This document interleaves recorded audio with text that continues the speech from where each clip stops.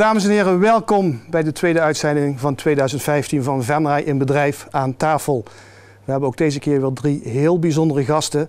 En onder die gasten zijn ook 2 mensen die een heel leuk initiatief bekend gaan maken. Daarover meer. We gaan eerst naar de eerste gast aan tafel, Richard van Ineveld. Welkom. Dankjewel. Privacy.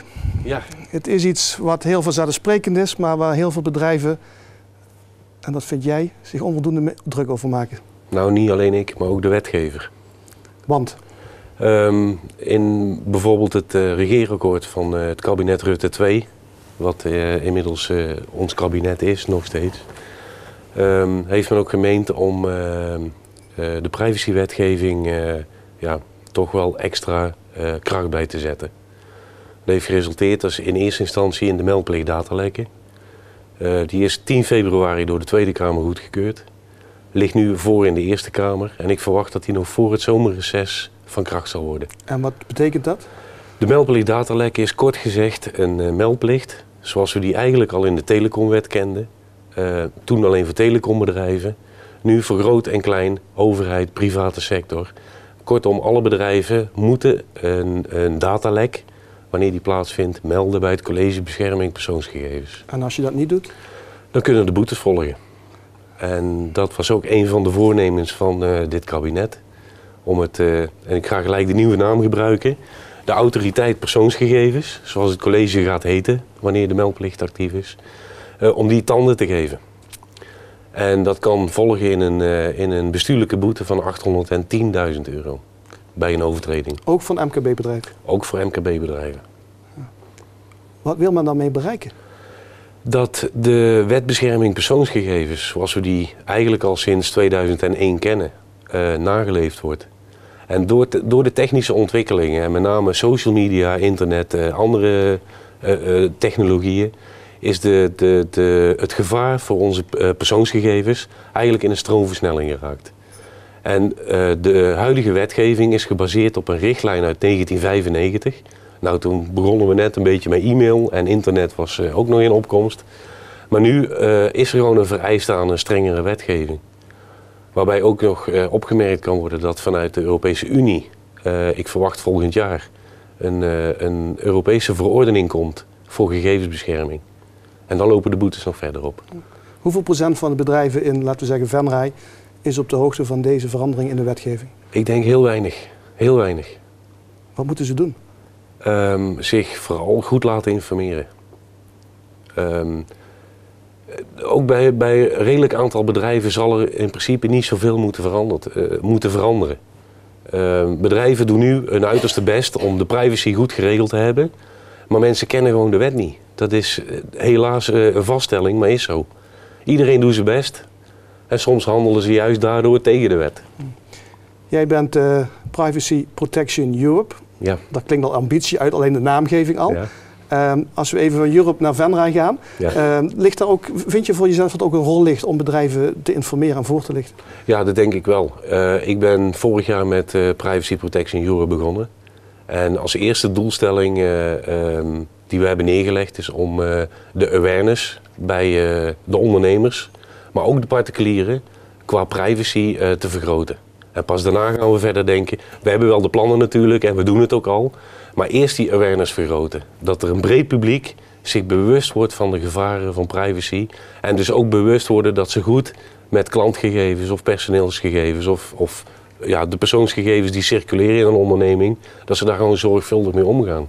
En een strategie neerleggen en beleid erop maken. Want ook door de hoge boetes wordt het gewoon een verhaal voor de bestuurskamer of de directiekamer. Ben je niet bang dat er eerst ergens een boete gegeven moet worden voordat bedrijven pas echt in actie komen? Nou, de boetes gaan volgen nog dit jaar. Daar ben ik echt van overtuigd. We hebben een toezichthouder gehad die 15 jaar lang ik vergelijk het altijd met inderdaad een waakhond. Die hebben ze 15 jaar in een ren gelegd en mocht alleen maar blaffen. En nu laten ze hem eruit dat hij ook kan bijten. En dat gaat hij echt doen. Wat is het grootste gevaar dat nu voor bedrijven op de loer ligt als het gaat om het lekken van privacy? Nou, dat ze allereerst geen actie ondernemen en denken dat ze alles goed hebben geregeld. Want dat is ook wel de tendens in de markt. Maar wij hebben alles goed geregeld. Dat is gewoon, zo denken de mensen. Maar om toch eens extern advies te vragen van hebben we het inderdaad allemaal goed geregeld. Dat is eigenlijk de eerste stap. Kijk, en een datalek, we denken gelijk aan een hacker die op een netwerk inbreekt en gegevens steelt. Maar het kan ook zijn het verlies van een smartphone of een laptop of een USB-stick. Of zelfs een verkeerd geadresseerde e-mail. Kan al een datalek zijn. Er ligt voor jullie nog veel missiewerk te wachten. Ja, we zijn eigenlijk aan de vooravond van een hoop werk, ja. Okay. Ja. Richard van Inderveld, veel succes ermee en dankjewel. Dankjewel.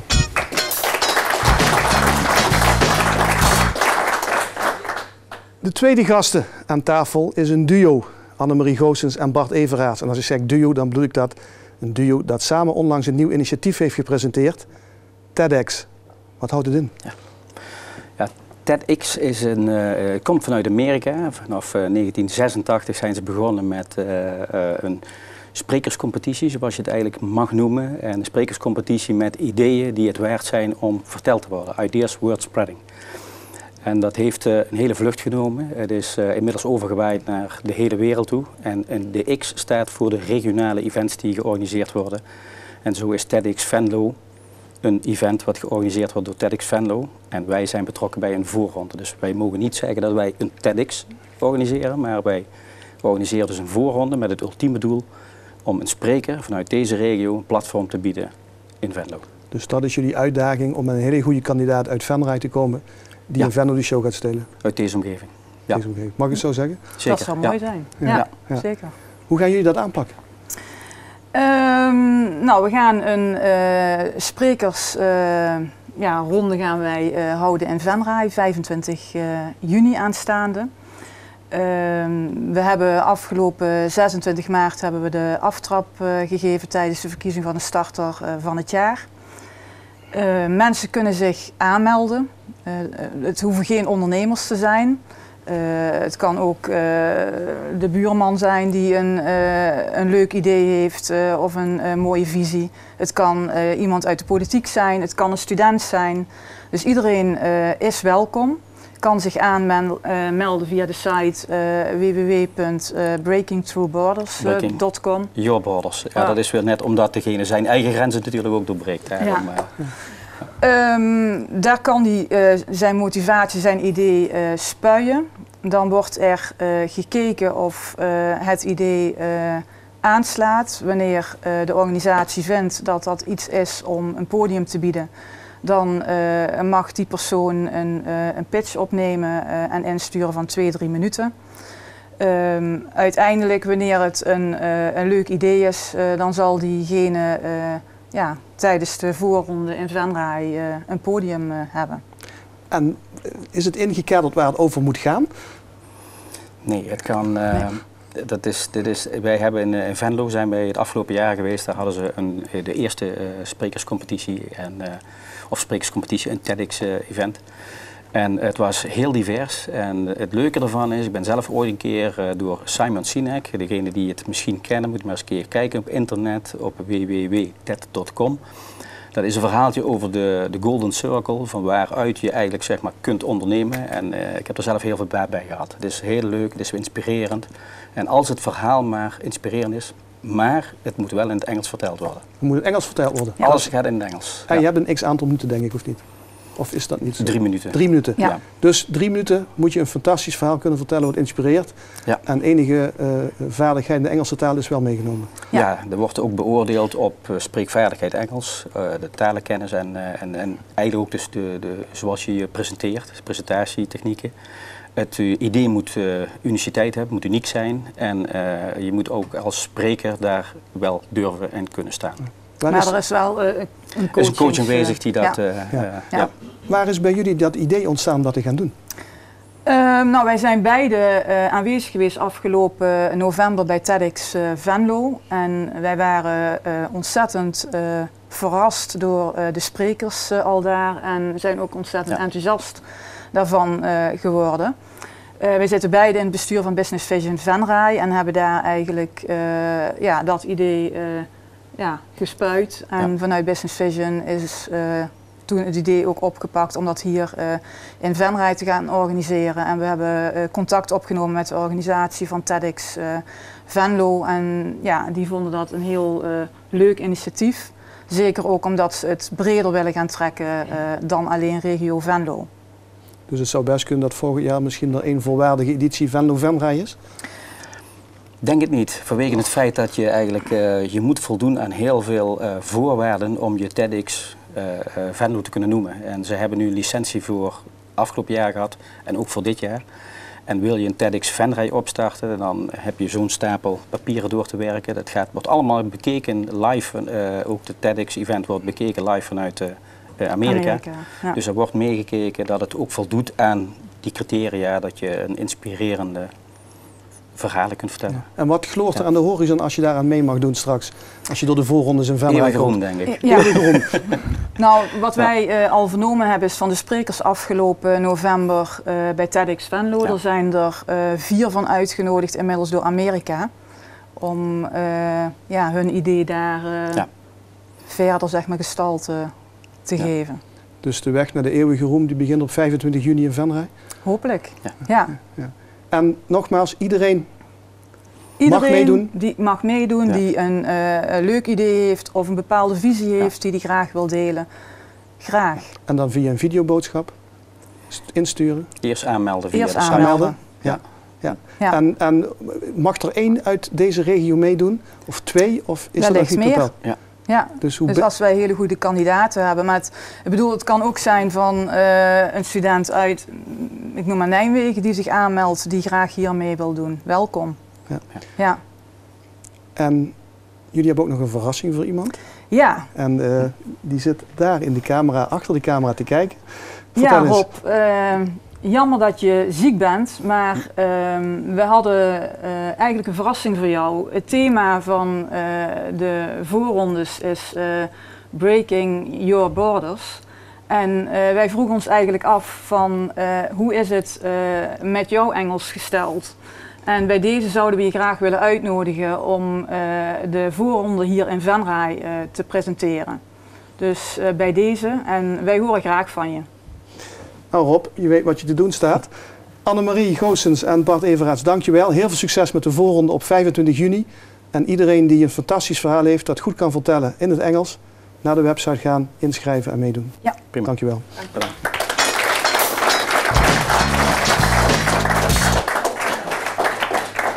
De derde gast aan tafel is Huub Truijen van Management Kompas Groep. Huub, welkom. Management Kompas Groep, alleen de naam al vraagt om uitleg. Dat kan ik heel kort uitleggen. Wat wij graag bieden aan MKB-ondernemers is een concreet kompas om naar een resultaatverbetering van hun bedrijf te komen. Dan ga je ervan uit dat bedrijven een kompas nodig hebben. Dat blijkt in de praktijk zo te zijn. Veel bedrijven hebben toch wel behoefte om een stuk richting te krijgen of eigenlijk zelf inzicht te krijgen in hoe ze die richting kunnen bepalen. En daar proberen wij een oplossing voor te bieden. Weten ze dat vaak zelf al, welke richting ze op willen? De praktijk leert helaas dat veel bedrijven daar nog echt zoekende zijn. Omdat ze zo door de hectiek van de dag eigenlijk bevangen worden. Dat ze daar best wel wat hulp bij kunnen gebruiken. En ook vaak echt voor openstaan. Kun je eens wat voorbeelden noemen van vragen die bij jullie binnenkomen, zonder dat het nu meteen herleidbaar is naar het bedrijf? Ja, dat kan zijn om financieel beter resultaten te krijgen. Maar ook krijgen wij concrete vragen om te helpen bij een aanname van personeel bijvoorbeeld. Dat kunnen financieringsvraagstukken zijn. Dat kan zijn hoe dat een stukje verandermanagement ingericht kan worden.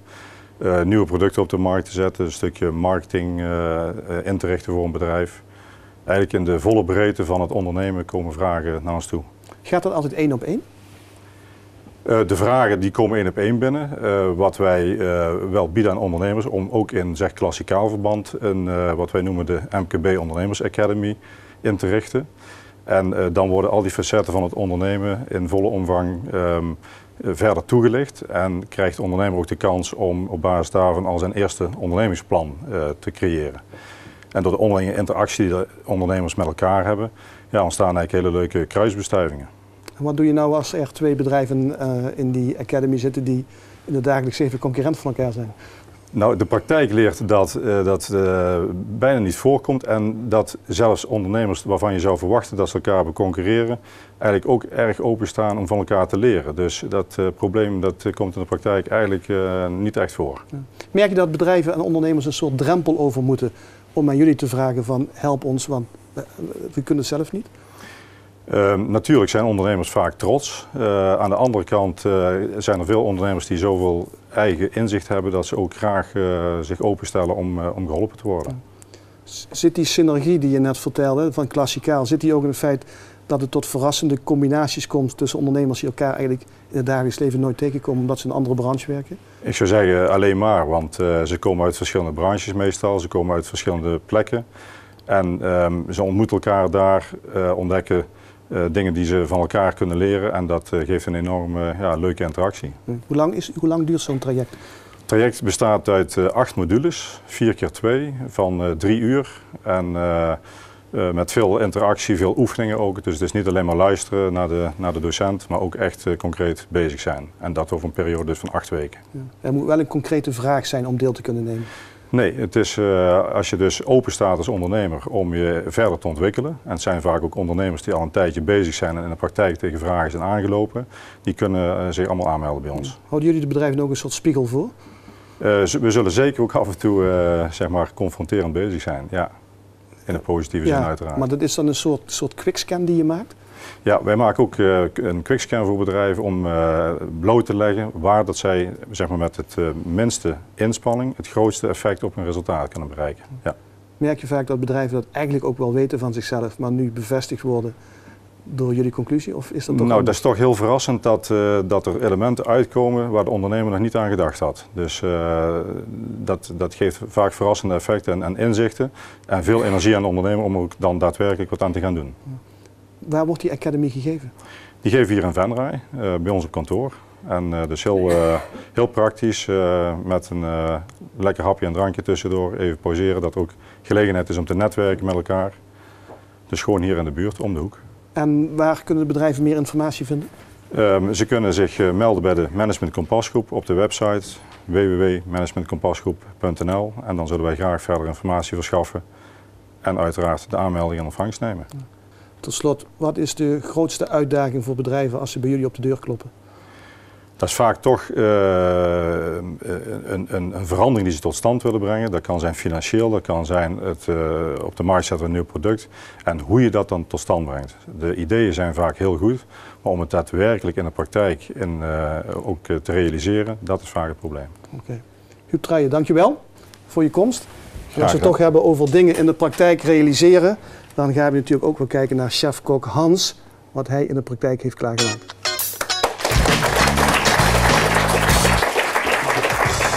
Nou Maurice, vandaag maak ik voor jullie een salade met gegrilde zalm, safraan mayonaise, gefrituurde truffelaardappeltjes.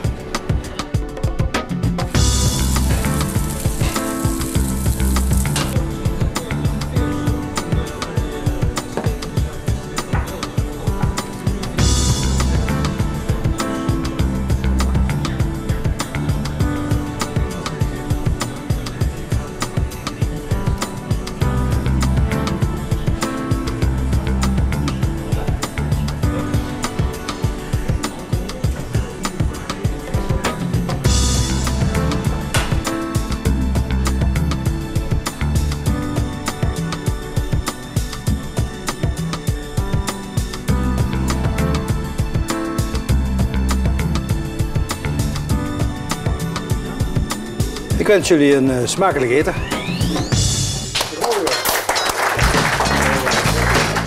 Dames en heren, bedankt voor het kijken van de tweede uitzending dit jaar van Venray in Bedrijf aan tafel. Weer een boeiende uitzending met boeiende gasten. En dat wordt de volgende uitzending gegarandeerd ook. Dus wil je er zelf bij aanwezig zijn, wilt u een keer aanschuiven, neem contact op met Pele Maas en ze geven u alle informatie die u nodig heeft. Wij gaan hier nog lekker genieten van dit heerlijke eten. Bedankt voor het kijken en graag tot de volgende uitzending van Venray in Bedrijf aan tafel.